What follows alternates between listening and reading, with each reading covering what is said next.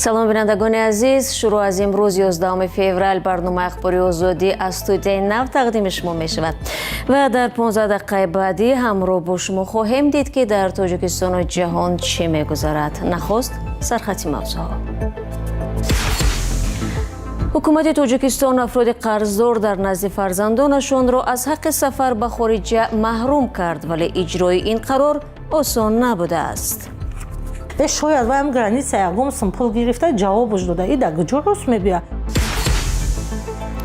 хадамоти зидди инҳисори кам шудани чорво ва гаронии хӯроки ҳайвонотро сабаби болоравии нархи он мешуморад. идораи омури тоҷикистон ба ин маълумот чандон мувофиқ нест. гӯсфанд қариб 3 миллион шудааст саршумораш. инам қариб 300 000 зиёд шудагия. ва ронандагони тоҷикистонии мошинҳои боркаш дар аврупо шикоят доранд ки кордиҳанда бо ҳар баҳона онҳоро ҷарима мекунад. масъалаи пардохти пули алименти фарзандон ё саркашӣ аз он яке аз мавзӯи асосии нишасти хабарии хадамоти иҷрои тоҷикистон дар рӯзи 10 феврал будааст. раҳбарони ин ниҳод гуфтанд дар нисбати онҳое ки аз ҳисоби пардохти пули алимент қарздор мебошанд чораҳои сахттар андешида дар соли сипаришуда сафари ҳазорон нафар қарздорон аз пули алиментро ба хориҷи кишвар манъ карданд. дар оянда маҳдудиятҳо дар нисбати чунин афрод боз ҳам сахттару бештар мешудааст. ҷузъиёти мавзӯъ дар гузориши ҳамкоронам Алишер Зарифӣ ва Шаҳлои Абдулло. Ҷоҷи гуфт ки и да маҳдудиятай, раҳуш маҳкамай, омадак мо дастгир мекунемша. Тахминан сокини шаҳри Душанбе 3 сол боз наметавонад пули алименти ягона фарзандашро аз шавҳари собиқаш бигирад. Вай бо далели пеш наомадани мушкил дар хонавода нахост чеҳрааш нишон дода шавад. Чӣ хеле ин моҳи сентябр омадак моҳи ноябр биромад рафт ай Тоҷикистон ягон касиро дастгир накард. Аки иҷа айби ки айби шумо ё айби вай границае ки ира рӯй карда шумо мегӯед ки шояд ваям граница ягом сум пул гирифта ҷавобуш дода ида куҷо рост мебия. Ама кофтум биромадум бача маҳдудият дар набуда. Суди ҷоҷи дама як қарор рӯй кард, як коғаз рӯй кард ки ман хаток мондам.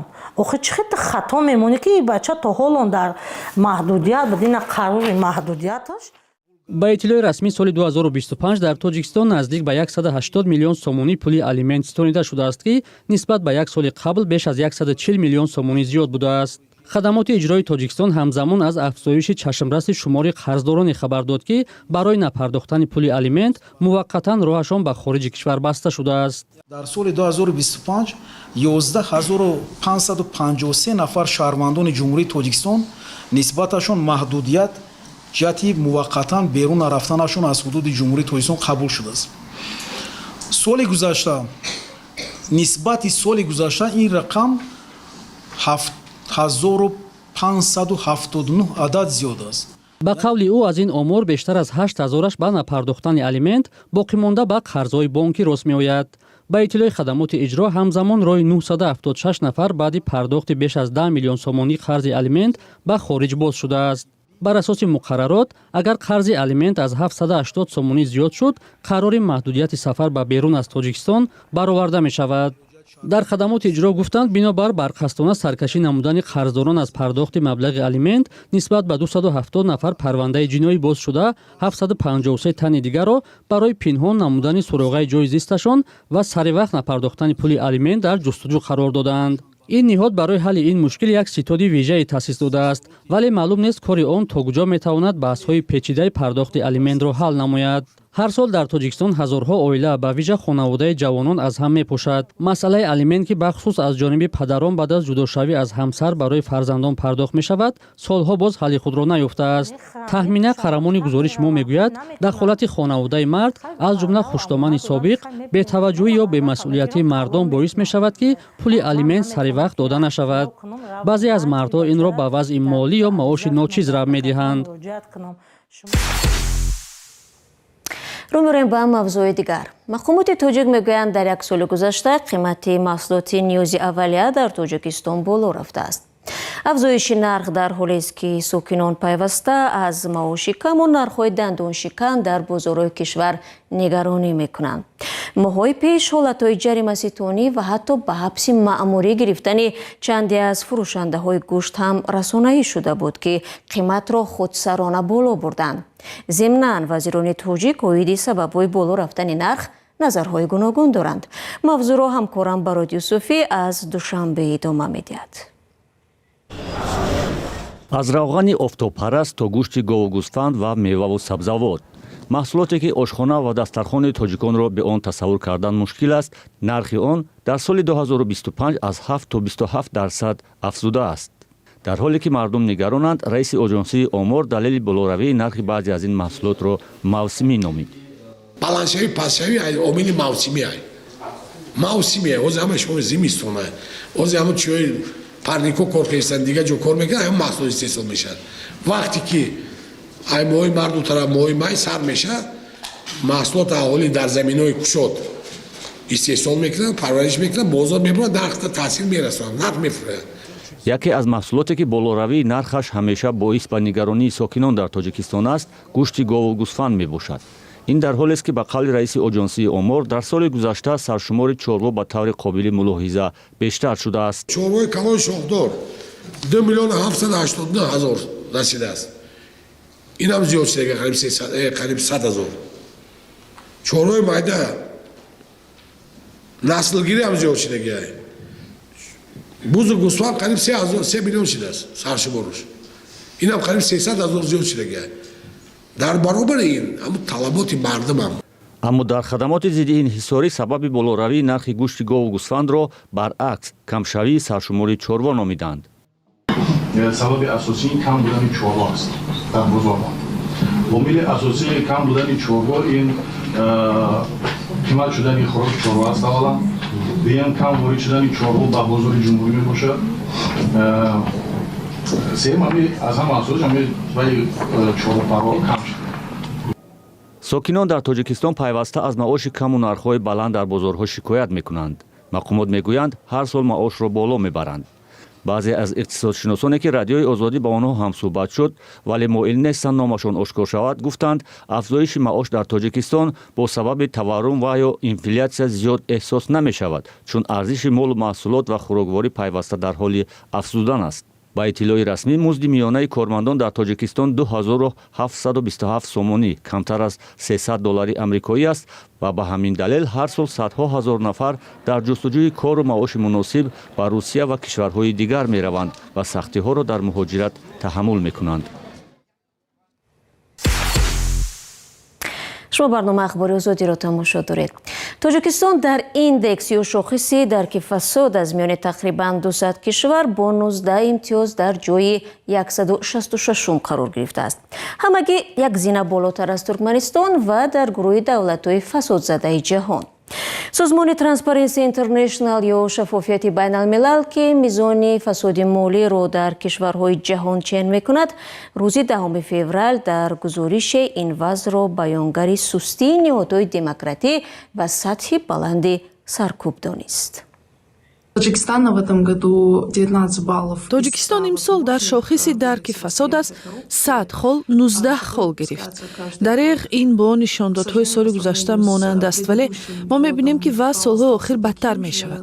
дар чанд соли гузашта Тоҷикистон чанд холро аз даст дод. ин ба он маъност ки дар ин кишвар фасод мушкили решаӣ аст. бо ҳокимияти қонун мушкил вуҷуд дорад ва коррупсия дар ҳама ниҳодҳои ҳукуматӣ реша давондааст. инчунин манбаъҳои байнулмилалӣ хабар медиҳанд ки дар Тоҷикистон барои назорати ҷамъиятӣ фазое вуҷуд надорад. вақте ба вазъияти Осиёи марказӣ ва тамоми ҷаҳон нигоҳ мекунед, мебинед ки 19 хол бисёр поин аст ва ин маънои онро дорад ки коррупсия хусусияти решаӣ дорад. Коррупция имеет такой системный и укорененный характер во всех структурах. намояндагони созмони Transparency International бовар доранд поинравии сатҳи демократия дар кишварҳои Аврупои Шарқӣ ва Осиёи Марказӣ боис гаштааст ки фасоди молӣ бештар ва фазо барои ҷомеаи шаҳрвандӣ тангтар шавад. алом, агар хату хабар мехоҳед, мо дорем. навиди бомдодӣ, сархати хабарҳо, ахбори Тоҷикистон ва ҷаҳон, гузоришҳо ва таҳлилҳо. чӣ мегузарад ва чаро? донистан, фаҳмидан аст.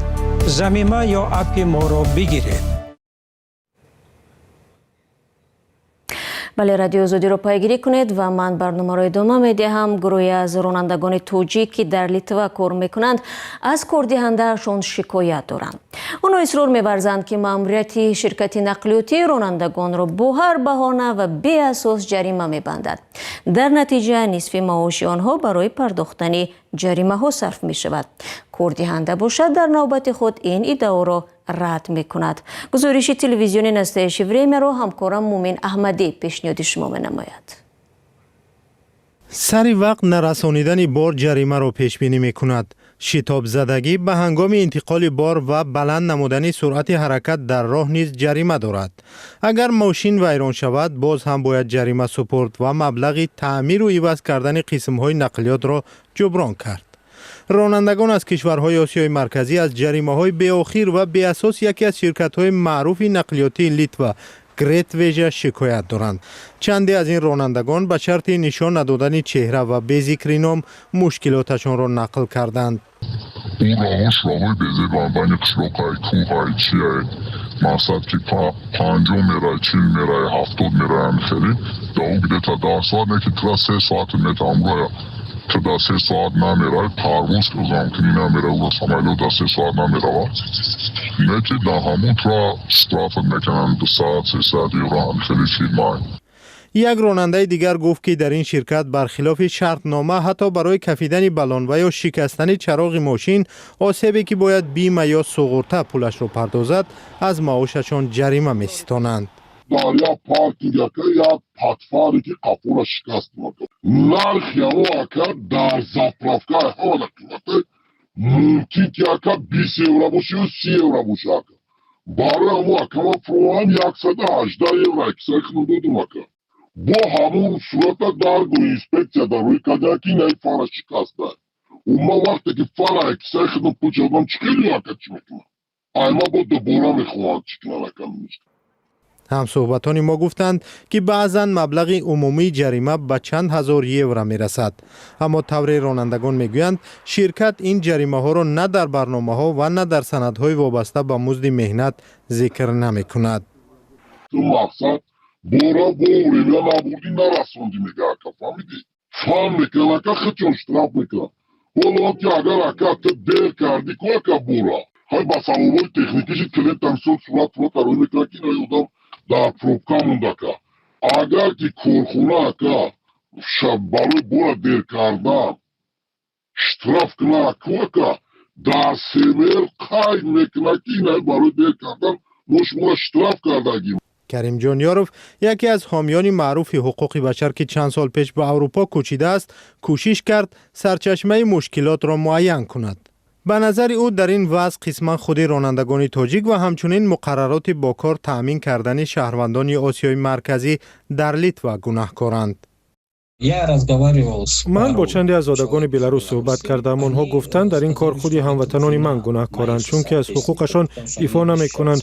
بلاروس ها تا اندازه از قانونگذاری آگاهند اما افسوس قانون طوری ساخته شده است که کارمند حق دارد تنها بعد از نیم سال جای کارش را عوض کند. ترتیب چنین است: اگر بعد از آمدن با طلبات و شرایط شرکت راضی نباشی و کار کردن نخواهی حق اقامت به اعتبار می شود و باید کشور را ترک کنی. خبرنگاران رادیو آزادی برای دریافت شهر به شرکت گریت ویژه تماس گرفتند. در یک صحبت تلفنی نماینده شرکت هم اتهامات را رد نموده اظهارات رانندگان را کوشش بدنام کردن شرکت نامید. در همین حال حامیان حقوق ادعا دارند که برای حل این مشکل به شرکت نقلیاتی مراجعت کردند اما نمایندگان آن واخوردن نخواستند.